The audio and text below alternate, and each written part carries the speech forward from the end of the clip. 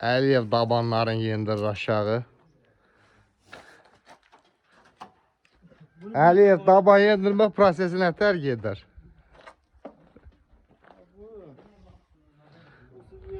Hava ineğini kim getirmişim bura? İneği kalıp açık, indi araba düşe kargolu ineğin elinde. Bunu yendirip.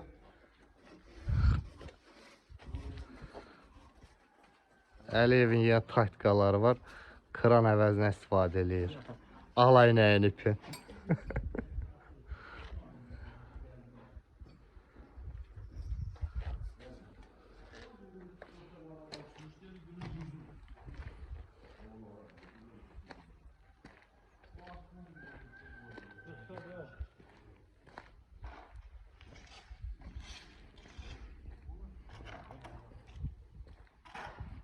Tamet ustaları.